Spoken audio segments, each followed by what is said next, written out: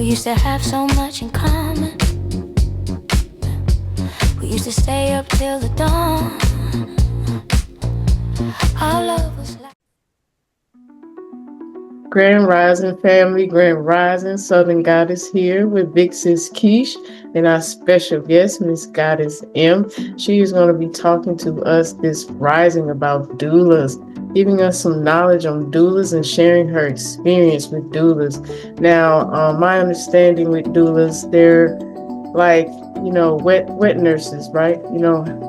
In a sense or something like that, help out with the babies and the mom and everything. The reason why I'm bringing that up, I have some baby Buddha candles in the back. So sponsoring of this, yes, I'm going to sponsor our video. Why not? I have baby Buddha candles, and to contribute to this segments on Doula. So I'm going to give the floor to you, Goddess. Introduce yourself. Let us know what you're about. And let's get it rocking and rolling. And sis, I'd like to say welcome. Yes. Thank you. Thank you. Gratitude, ladies. Gratitude. So I am known as Goddess. I am the owner and CEO of Goddess Temple Holistic Health, where I am a holistic health advisor, certified holistic health advisor. I do offer different modalities of healing through touch therapy, sound therapy. I'm also, as you said, a birth doula. And I've been getting into herbs as well. So learning more about herbs has been something that I want to be able to not only just learn them, but provide them for the people that I service. So that's something that I'm getting into as well. So thank you, ladies, for having me. So all about doulas, okay? You hit the nail on the head for the most part when you say wet nurses, because more oftentimes than not, that's what I hear doula described as. So a doula is a support person for any birthing person. And we come in to provide emotional support. We also provide educational support or educational awareness. Oftentimes we're getting our clients or our mothers or our birthing persons the resources that they're looking for while they're pregnant, during their pregnancy, the whole time, labor as well. So labor and delivery, different segment. And then even after the pregnancy and the labor and birth, we continue to provide support for our clients through education and resources, emotional support, physical support, and my favorite, which is advocacy. Okay, and just advocating for our moms and helping them find their voices when they don't have one or know that they have one, because they all have one. They just feel that they don't have one oftentimes. So I'm there to guide them and remind them to use that voice to get the desired outcome that they want for their birthing space or their pregnancy even. So we start with, there's different times that we can start in a woman's pregnancy journey. So for me, I specialize in trying to conceive, or what they call TTC in the maternal world. So I can start with mothers from as soon as I'm trying to conceive on up until I'll take a client maybe, I'd say I'd probably take her about 2 to 3 weeks before she's actually due. You do have some that call you at the last minute and want you to take them just for a birth, labor. And there are doulas that provide just birthing assistance. So that is the gist of what a doula is. I do have a question. Yes. So you said you can help them conceive. Is there some sort of like exercise that you guide them through, or is there some like teas or herbalist? You said you was getting into herbs and all that type of stuff. Is there some sort of holistic way of you helping them to conceive? Because I've heard, women tracking their cycles and knowing when, they are ovulating and stuff like that. So. Yes. That's a good question. So for me personally, the goal is kind of why my business is geared around the Goddess Temple name, is to reconnect these ladies back with self, to reconnect them back with center, so that they can better be aware of their body and the natural flows of their bodies. There are teas that we can prescribe, or I say prescribe. I'm not actually, let me just say that I'm not actually prescribing anything. It's just my lingo.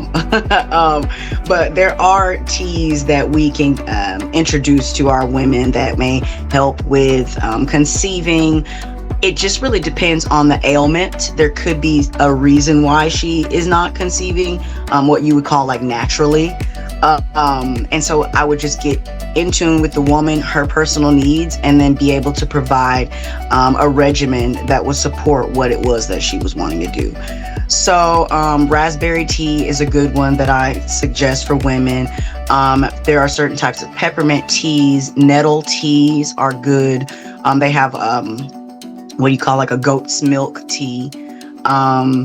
There are several different types of teas that we could get into.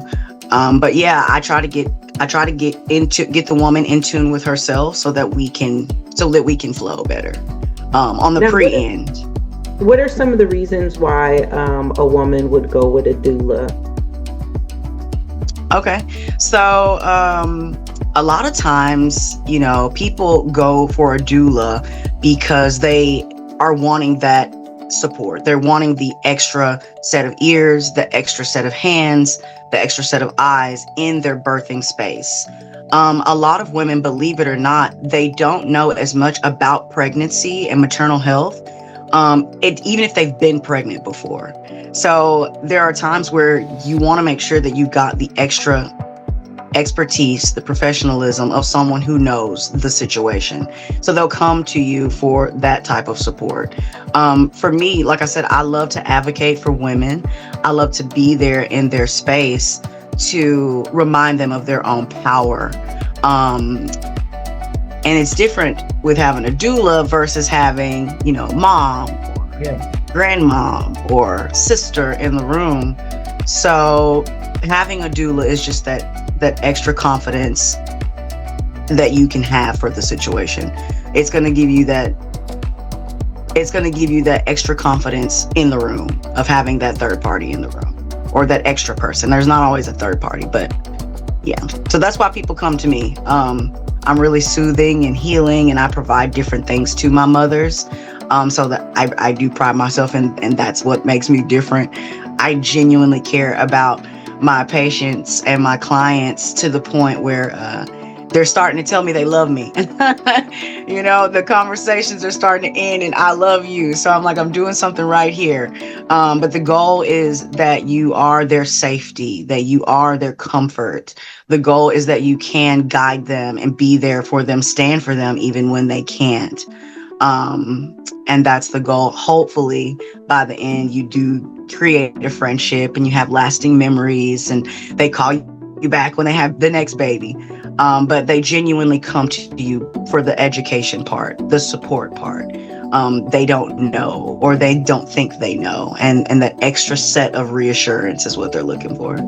And with them being your clients, do you educate them not only just on birth health in the womb and stuff, like as well as yoni health as well? That was a question that came to mind. Yes, absolutely. So again, it kind of goes back to each woman's individual care plan. I try to educate, especially first-time mothers. I love first-time mothers because I'm able to educate on the, like you said, trying to conceive aspect, on proper yoni care. We do like yoni steams and yoni pearl sessions where we talk about cleansing the yoni, really releasing things that can get held up energetically speaking in our sacral space.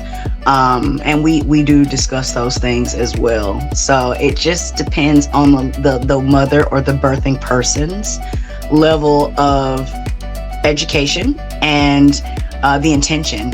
So if they have that intention, then we discuss that and we'll cater to that. And not all women want that. So, you pick and choose how you educate. Understood. Yes. Go ahead, sis. Will you give us a good understanding, or give our audience a good understanding of doula versus midwife? Yes. Okay. So that's actually a really good question. I get that often. And so when I tell people I'm a doula, they say, oh, well, you're about to go deliver a baby. And I'm like, not quite, but yes. Yeah. Okay. So a midwife, they actually have their nursing, which allows them to answer medical questions and provide medical care for their patients. they would be more considered a patient under the care of a midwife. For me, it's more of a client because I'm not actually giving medical advice or providing medical care for my clients. The midwives catch baby. The midwives will actually deliver hands on the baby. I, as a doula, will not catch your baby. Okay. I will assist you in catching your baby if push came to shove. If push came to push, then I will make sure that I'm there for you and supporting you when you catch your own baby, but I won't catch your baby. It's really the medical background that the midwives bring that the doulas are not privy to. So that's the difference. So, sis, how far back in like history, were doulas? Who came first, the doulas or the midwives? You know how they say chicken or the egg or something like that? Yeah, that's a good question also. So, you guys got some really good questions. Okay, so for me, this is kind of how I was taught. So growing up, I lived in Louisiana where there were what they called granny nurses or granny doulas. And those would have been the Black women in the Black communities that were responsible for delivering the babies in these communities, these smaller communities. So when you ask about where the history comes from with doula and midwife, we can take it back to the 1800s. And so here's a fact. There was a guy by the name of, I'm pretty sure his name is James Marion Sims. And he would have been the face of gynecology in the 1800s. He came out with a lot of different techniques for surgery that would have helped for surgery around that time. A lot of gynecological advances came through his experimentations. But what we know about that is he was actually performing experiments on 3 Black enslaved women. Their names are Lucy, Betsy, and Anarcha. And he was performing unmedicated surgeries on these women. But what was happening was he was teaching them everything. And in his teachings, in his findings, they went on to further the knowledge of childbirth and gynecology and maternal health under his direction with being test subjects. So, there was a time in our history here in America where we, as brown women, would have been known for delivering babies, actual midwives, because of the knowledge that we gained through that situation and others that were similar to that. And we were known for delivering babies as brown women. However, we were really, really saturated, meaning we were everywhere, and it became the face of childbirth became the face. Black women became the face of childbirth, which there was a time throughout our history where that was a problem. And so, as things started to shift and progress, there was a power shift where Black women were taken out of their role as childbirthers, as birth workers, whether it be midwife and doula, and most of them were actual midwives delivering the babies. So in the late 1800s, early 1900s, most babies were brought into this world by a woman of color in the energy of a midwife. Around maybe I think it would have been the 50s, 60s, they took those privileges away. There were things going around like it was not sanitary. That was around the time where hand washing was not required. There were infections, and they were being blamed on the brown midwives that were delivering the babies.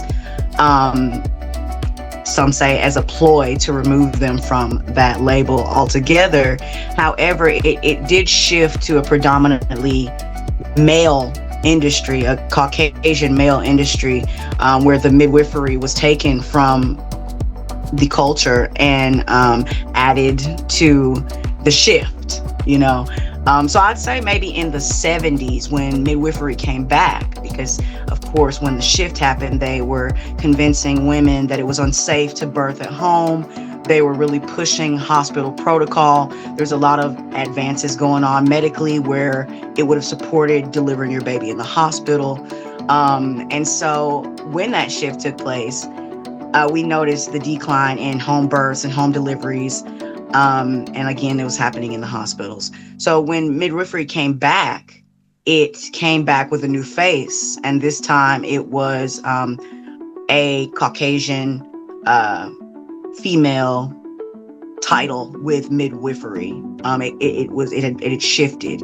There were things that they made it very difficult for brown women to actually have the medical requirements to be able to call themselves a midwife.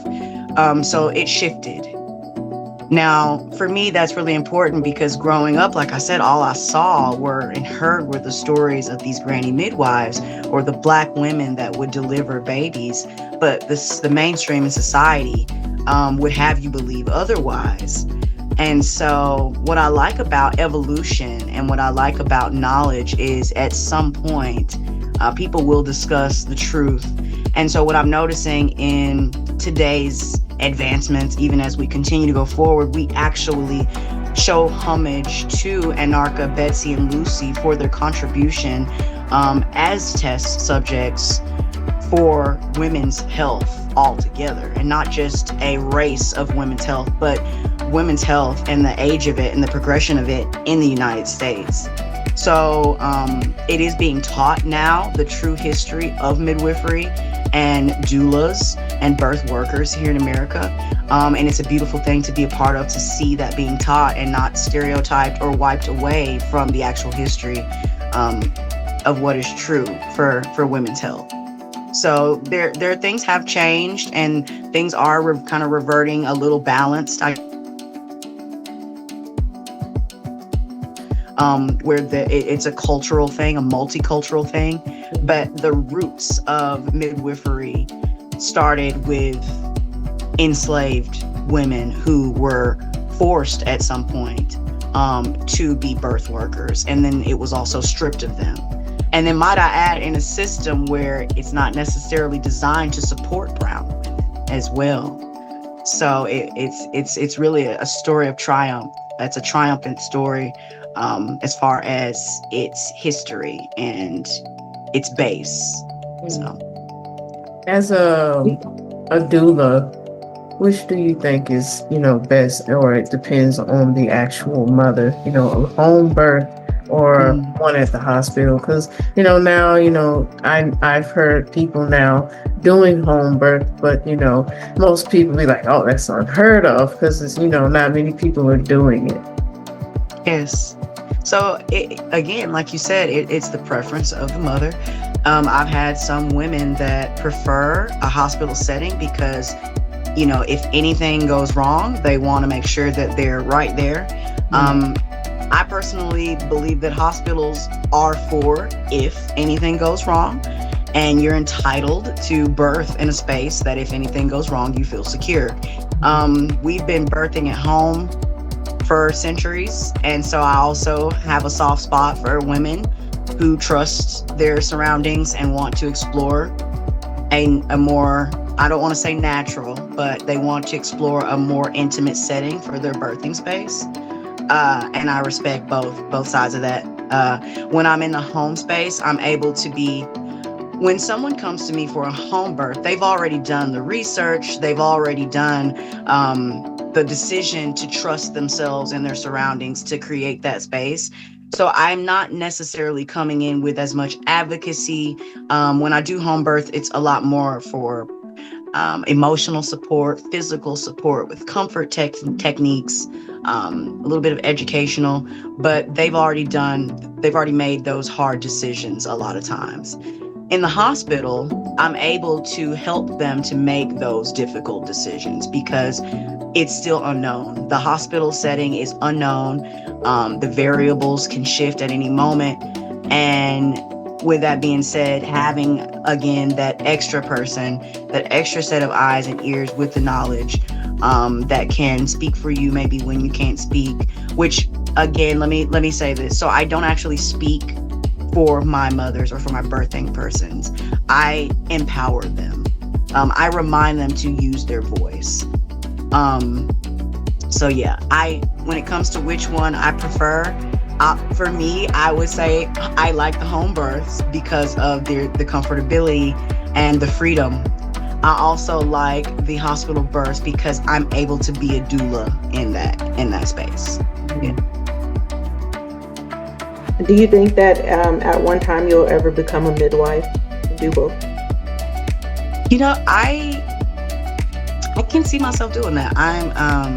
I've talked and worked with several midwives who tell me, you got it, just go all the way, you be an amazing midwife.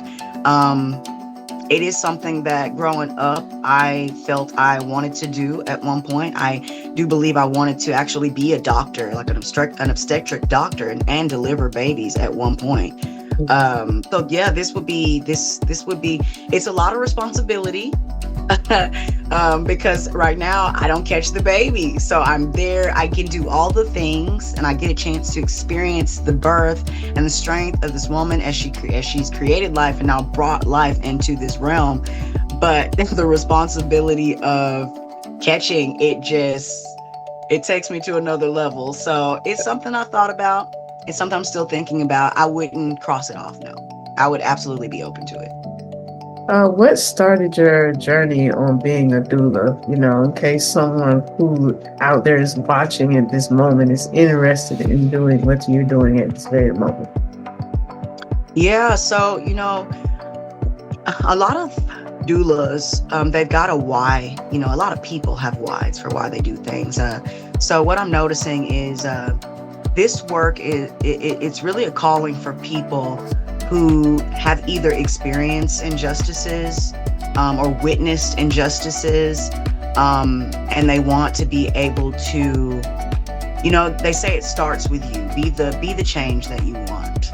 And so a lot of times coming in as a doula, you already have a soft spot for this field. You already have something that has pushed you to be in this energy, something that's inspired you, something that's set with you wrong.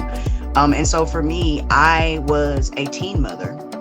So my first pregnancy was at 16. And for me, I felt having that type of support would have been beneficial for me in my setting, and I knew that if I were going to be doing this work, I would be able to resonate with those who need that type of support because I've been in that energy. Now, I know several doulas who don't have children and they've never really experienced birth that way. And that just because you have children, it doesn't make you a good doula.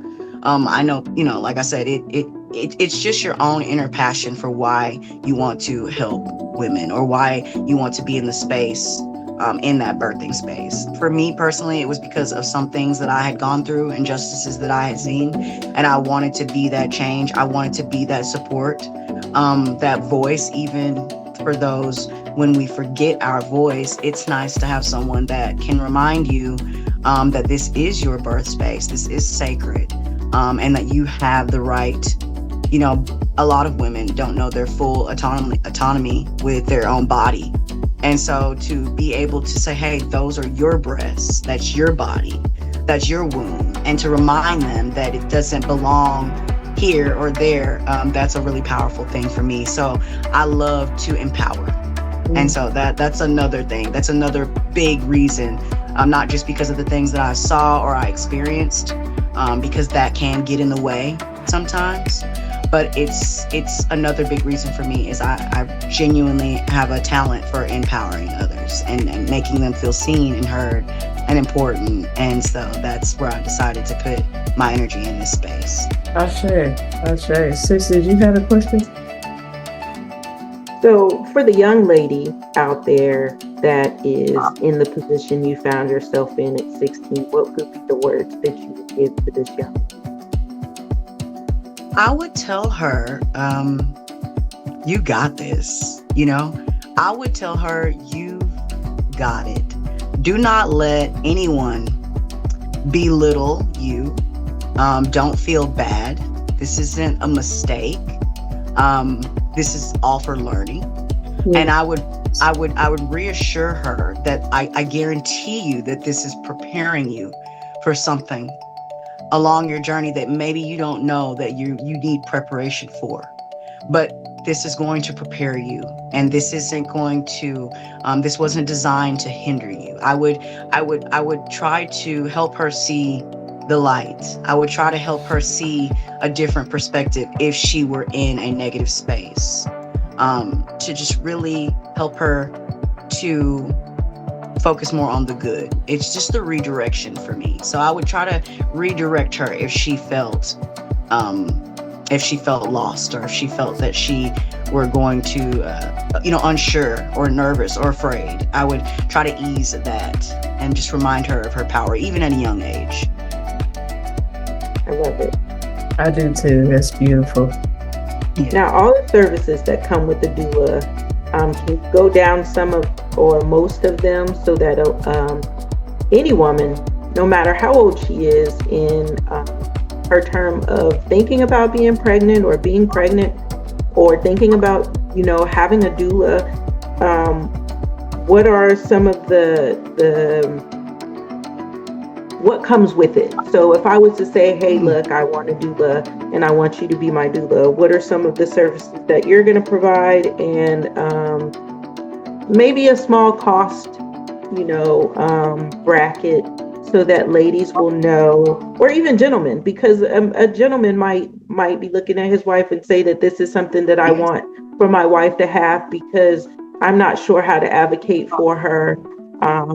And sometimes we don't speak to our significant others and let them know some of the things that's going on. So he doesn't know everything, but he knows that another woman might understand, or she might be more ample to opening up to another woman quicker because she would understand more. So help us to understand, what comes with the service and what are some of the prices, just in case somebody is looking for a friend, a lover, a partner, give that to us. Okay, yes. So I love that you said that too, as far as sometimes we have spouses and family members like, what's wrong with auntie? What's wrong with sister? Why do you need a doula? They want to know why specifically would you want a doula in that space. And I do have men that come to me for their wives, and you said it perfectly.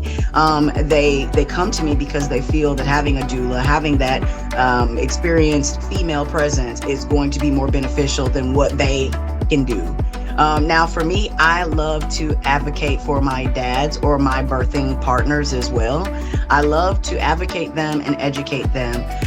So we'll talk about what I particularly offer, or we'll talk about what most doulas offer, and then I'll kind of get a little bit into what I offer specifically.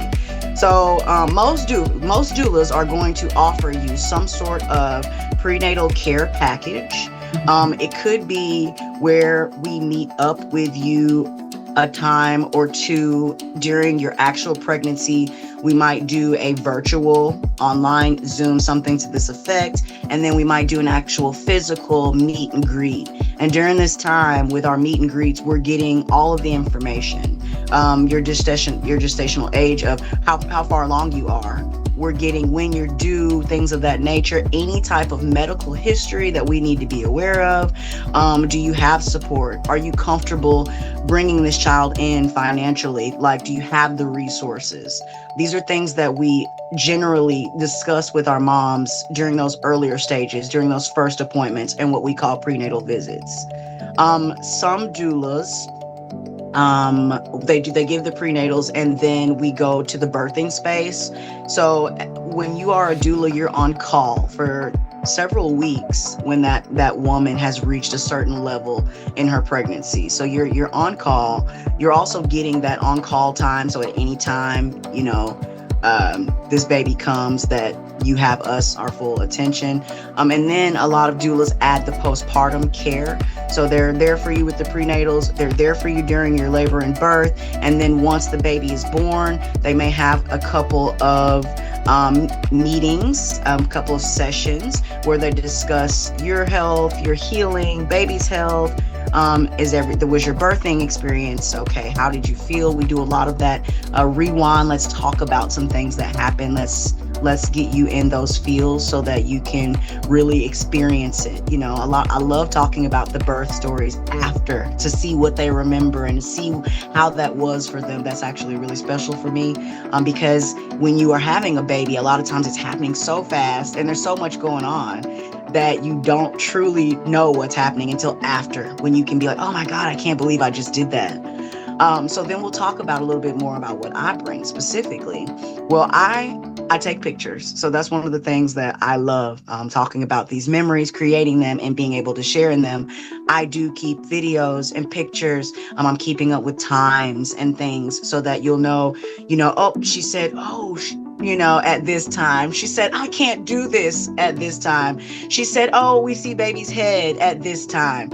And those things may bring in, they may bring in like flows of memories, just different catchphrases. She may say, oh, I remember when I said that because that's when spouse did this. And so I like to remind them of different things that they've said and that they're doing, because it does flash them back. The pictures. So for me, I do offer prenatal visits with my moms, depending on when we connect and how far along she is in her pregnancy. And with my prenatals, we discuss, like I said, medical history, wants, needs. We come up with a birthing plan. She'll tell me the things that she wants in there, from aromatherapy to lights, to the people she wants, to the music she wants, the sounds, to what positions she's going to want to try. We talk about all of that. We talk about that within the spouse or the support person. It could be sister, dad, it could be her other child, it could be her best friend, it could be husband, boyfriend. Whoever your support person is, we will get them prepared to be in that space with you as well. So we've got the birth plan. And then for me, I also provide things like sound therapy. So I have singing bowls and rain sticks and hand pans. And there are times where we will set the scene, get these ladies comfortable, and we will also get them immersed in some sound therapy. That's also something I provide as well. I do the postpartum. Visits. I also do, for first-time moms specifically, educational classes. So I provide them with at least 2 sessions. We do at least 12 hours of education. Just letting them know what to expect, the common phrase of what to expect when you're expecting. We present that to new moms and new dads. Or sometimes you have a mom that's done this before, but dad has never done this. Sometimes you've had dads done this, but mom's never done this. And so just getting them aligned and where they feel comfortable is also something that I provide as well. So there's all types of services. As far as pricing is concerned, I would say now I am a situationally based doula. I have a set price for my services. So my base package starts at $1,100. And that would be a base package that would include the prenatal visits, that's going to include the educational classes, that's also going to include the being on call for your birth, that's going to include up to 3 months worth of postpartum care. That's going to include a couple visits. I also provide gifts for my clients as well. And so that includes all of that. But it can range, and I've seen people do on up to $2,500, $3,000 for a doula, and as low as $200-$300 for a doula. It genuinely depends on where you are geographically and who you're servicing. If you're somewhere where the cost of living is higher, then you probably could get away with charging what you need to charge and what you feel you're worth there. And if you are somewhere where the cost of living is a lot lower and there may be economical disadvantages, then you may have to set your pay frame according to the people that you service. At least that's how it works for me, and it's working for me. Some women don't back down. Some women say, this is what I charge and this is what I charge. Some women do pro bono. Some women actually doula for free. So it really, again, depends on where you are and the people that you're servicing. Yes. So, sis, what about those who don't have a support partner or just a spouse in general? They're just a single mother. How do you support and service them? Yes, and that's actually one of my favorite places to be in. It's one of my favorite spaces to be in, because sometimes as a doula, you're there for the support, but when they already have support, you may feel like, well, why am I here? Because they've got plenty of support. Their spouse is there. They've had babies before. Sometimes you question what you're bringing to this person's, birthing space. In the event where I have a single mom, or maybe a mom whose husband is gone out of town that weekend, he was planning to be there, but he's not there. When I'm in those spaces, it gives me the range to be that doula, to be that support that they need, the full range. I'm able to be there for them emotionally and physically, and just provide a space where there's void. And so that's what I really enjoy those, because it gives me full range and freedom to be in that space. And yeah, just letting them know that there is a village, especially if this is something that I don't want to say have to get used to, but if this is something that is a part of their reality longer than just this situation, then I want to prepare them for longevity with this, let them know that, hey, this may be something you're going to feel as if you're alone, but just to remind them that they're never truly alone in these moments. And I think my olive branch extends more to those who are in that situation because of how sensitive it is, and how intimate it is when you are doing something so grandiose alone. Right. Okay, when you feel like that, especially if you feel like that you planned this baby, or you created this life, and then there's people lose their spouses. The people aren't just, not every situation is they didn't have anyone, they had someone, and now they don't. And so you have to be able to be there for them in a way that is really encouraging and supportive for their emotional and mental state.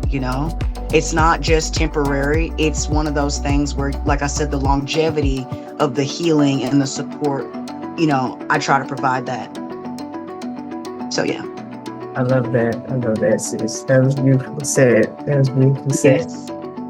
thank you. So, yeah, that is why. That is my why. I do this mainly for advocacy. I love to be there for these women emotionally. I love to show them that they don't have to be confined to a bed space. I love to bring fun and memories and sounds and smells that will help them to remember these moments. I love creating memories. And so that is what it's about for me. I want these women to feel safe. I want them to feel heard. I want them to feel important in their space. I want them to feel as if they created this space and they are creating the outcome that they would like as they bring in this life. This is very sacred, and it is very empowering if you are aware of that. And so many times we see, in this field, how often your power can be pulled from you. And then when you don't know, then you look back and you're like, wow, I had to do this and I had to do that. Yeah. And maybe you didn't have to do this and that. So that's a big reason why I do what I do. So hopefully the new wave for the future is going to be doulas and midwives and less of some of the other things. If there's a doctor that's needed, then there'll be one, but not as much as we've been utilizing them, because like you said, for centuries prior to having doctors, there were midwives, and there were points maybe we can go back to a time where we're having doulas and midwives in the birthing rooms or in the home for the comfort and the understanding versus in the hospital. Because to my knowledge, and I do have children, the hospital is, I think sometimes it's a little too sterile if you understand. Because Yes. if we're not exposed to a lot of the things that we should be exposed to, especially as babies, we can't fight those immunities off. Right. Our body can't learn to build up. Because I know when I had my first child, my mother and family at the time was like, oh, you got to keep the child in the house for 3 months and the child can't go out and this and that and other. And I was like, but how are they going to build up any of the antibodies and any of the stuff that they need to be able to fight some of the things that are out there? So maybe we should go back to a time of old. Maybe we progressed a little too quickly in some situations that stagnated our understanding of our bodies, It's the to step. our babies, and the birthing process in itself. I don't think a woman should have to be advocated for in a hospital, but not to take the job away from a doula. You see what I'm saying? Yes. To have that person there. I, as a woman who's giving birth to life in this world, anybody who lives in this world has had to have been born. So that means you've had to have passed through somebody's womb. Yes. Why in this life do I need somebody to advocate for me when she could be there just for me to be comfortable and have somebody to make me feel serene, like you said, in that situation? So we should. I love that you came on here to do this episode, because I think, first of all, we as brown and black women should start going back to our old heritage and understanding doulas and midwives. Stop being scared of what might happen, because what might happen at home could also happen in a hospital where they're supposed to be set up for the what if, and they may not be able to keep the underlined from happening if it's supposed to happen. And not have to be advocated for people who don't really want to understand our living circumstances. Yes. Yes. Yeah, they lean, baby. They got a lean. That's a big thing. That's a big thing. You know, you'll hear, you know, you'll watch when they say, well, is there a husband? And you know, that you know, it's expected that there's no husband, you know, in the brown communities. And I'm glad that you said that, just talking. So, you know, there are several ways that you can go about, you know, birthing. And I think that's the beauty for me in educating, is it doesn't have to be in a hospital setting. It doesn't have to, there are birth centers, there are hospitals, homes, women birth in women birth in whatever way is comfortable. I've had babies on the bathroom floor. I've had babies in the living room, in the kitchen. And so, just like you said, getting back to the primitive energy of just raw childbirth would be fantabulous.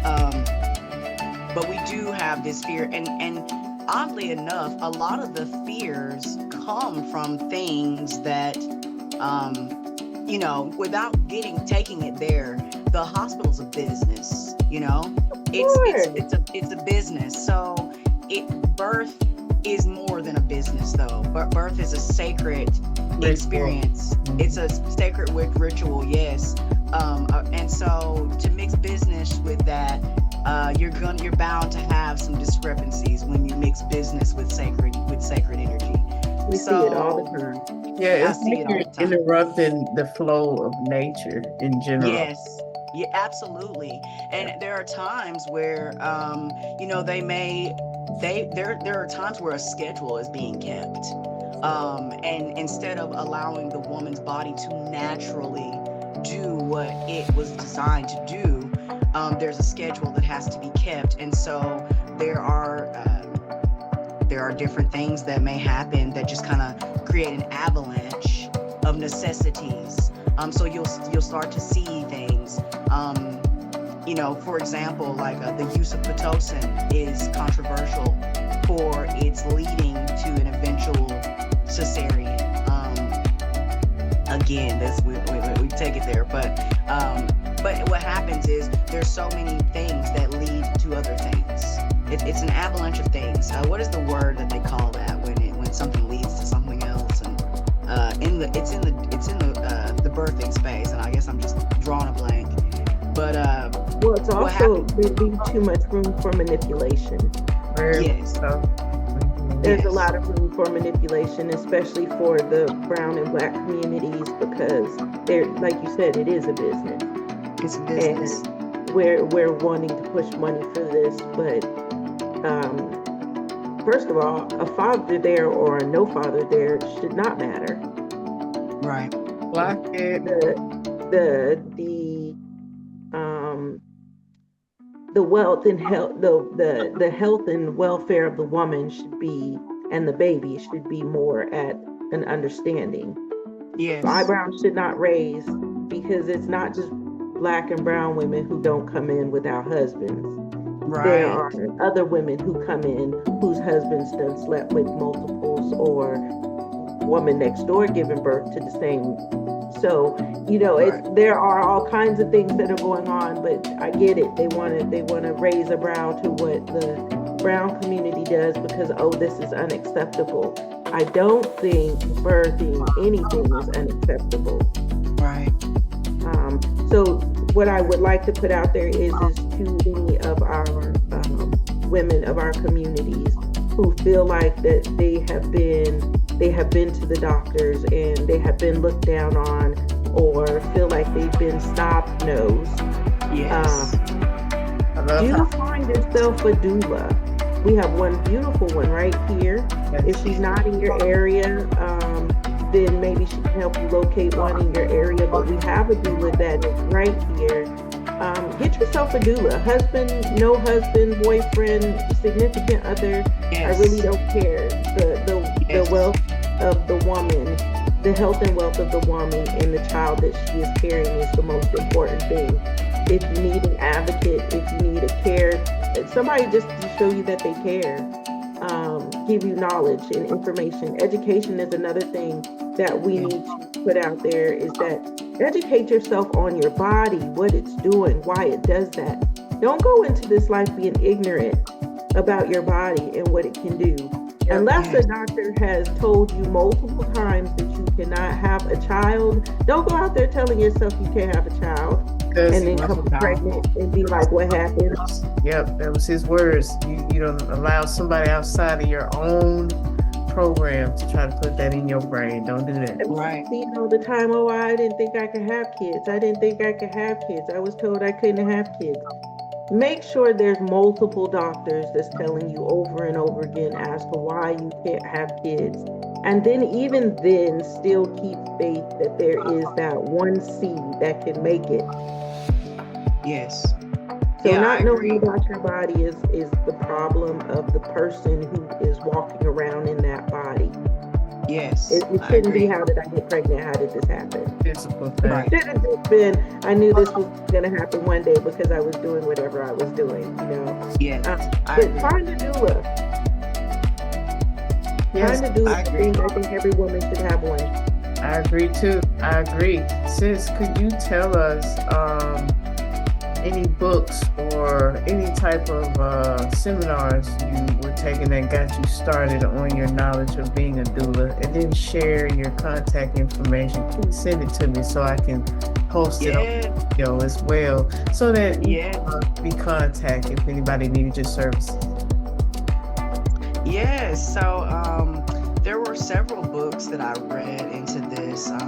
Why Did No One Tell Me is a good book for doulas. There is a book called The Doula Book. That's also a good book as far as, I like Why Did No One Tell Me, because it gives you the perception, it gives you from the perspective of the doula and then of the parent. So you can ask questions from both realms. Active Birth is a good one for brown and melanated women. Specifically talks about the injustices and things of that nature. That one's called Active Birth. There were several books that I read leading up to this. I did actually have to get certified. So I started just helping and being with my friends when they were pregnant and being that doula unofficially, and being in the birthing space. I would go to the hospitals and I would sit with the little babies, and they would have they call them sitters that sat with the premature babies to rock them, or rockers. That's kind of where it started. And then I wanted to put the certification behind it. And so I did go through all of the schooling, the breast feeding, counseling. I'm also a certified breastfeeding counselor as well. I had to do several things to get me where I am now. And I love it. I love the extra knowledge that I gained through reading resources. Now, like I said, I don't do too many seminars. I do my continued education, but not too much yet. Not too much yet. I have just been creating different spaces to educate others on this knowledge and things of that nature. You can find me personally at Goddess Temple on Facebook. I'm also on TikTok, I'm also on Instagram. I just started that one. So let me plug real quick. I am hosting a wellness retreat. Okay. Yes, there we go. So I'm gonna plug myself real quick. I'm hosting a wellness retreat. It is for women, melanated women, specifically BIPOC and melanated women, for them to create a space for them to feel safe, heard, for rest, renewal, and reconnecting. This first edition will be in Northwest Arkansas from April 6th through April 10th.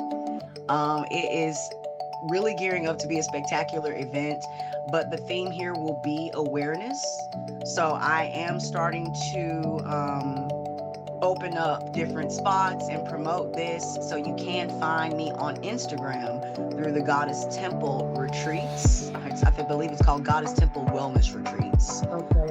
And I will start posting a lot more there. So I'm excited about that. The business itself you can find on Facebook, and then the site is goddesstempleholistic.com. I'm still working on the site because I am bringing in my businesses. I started this business just holistically speaking. I also do astrology and astrological reads as well. And so I kind of blended everything together so that I wouldn't have to have so many different things under different names. So the Goddess Temple is from the top of the crown to the root of the foot.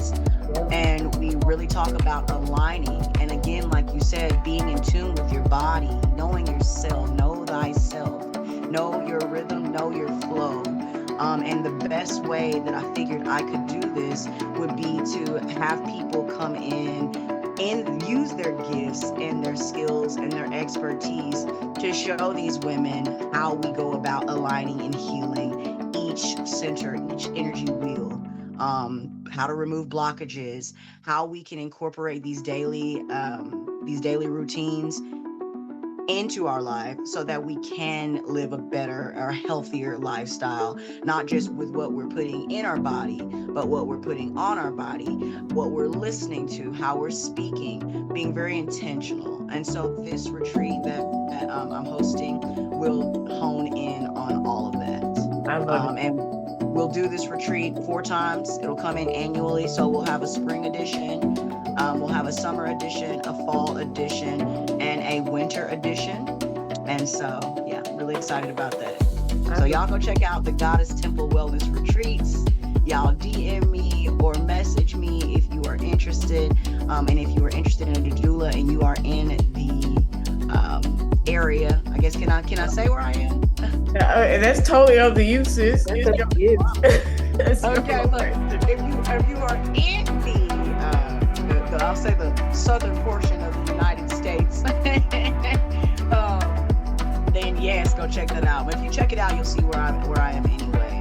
But like she said, if you want or need a doula, even if you have questions, feel free to reach out to me. Even if I don't know personally, like where you are, I will work with you to get you those resources, to try to figure out where there are doulas in your area so that we can get you that support, so that you can get those questions answered. And then it's really just about you connecting with someone, having a sit down with them, seeing if your energy flows together, if it's going to be a good match for you. And once you find that good match, you will not regret having a doula by your side through your birthing experience. I love It's it. really amazing. I love it. Don't you forget to send me all your links through the text so I can add it to the description. We're gonna Yes. wrap this up. This was a beautiful segment. Before we close it out, I do want to give the mic to you goddesses before we close out. We always like to say a few words of wisdom before we leave our spaces here. So we're going to start with the guests. Tell us your last few words, and then Sis Star, you'll go ahead after her. Go ahead, Sis Star. Sis Star, Okay. M. Yes, thank you. Thank you. Yes. Well, thank you, ladies, for having me. And thank you for holding this space. It's needed. I think that this is going to be beneficial for women who are pregnant, wanting to get pregnant, or have questions in general about doulas, about midwives, and about maternal health. So thank you for holding this space, ladies, as you both are beautiful today and welcoming me, allowing me to give you all my beautiful light and share in yours. And I do look forward to doing more segments like these in the future. So thank you. Of course. Sis, my big sis Keish, what are your last few words you would like to say to our audience? To any lovely women out there that are looking to have babies or have had babies and want help, contact a doula. If you're giving birth, contact a doula and a midwife, especially for our melanated, complected women. Let's take this back into our own hands and stop allowing our societies and communities to look down on us for things that they don't even understand, or things that they're going through, but they want to look down on us because we have melanin and they don't. Yes. So let's start to take our health and our well-being and our lifestyles back into our hands. Thank you so much, Goddess, for being here with us. Yes. It was a lovely segment, and I was really looking forward to this one. So I am so humbled that you are here. Yes. Thank you. Gratitude. Gratitude. Thank you, family, for joining us. May you got a whole lot of information out because a plethora was given. But until then, family, find your light and then fix your crown, family. Peace. Yes, peace. We were disco dancing.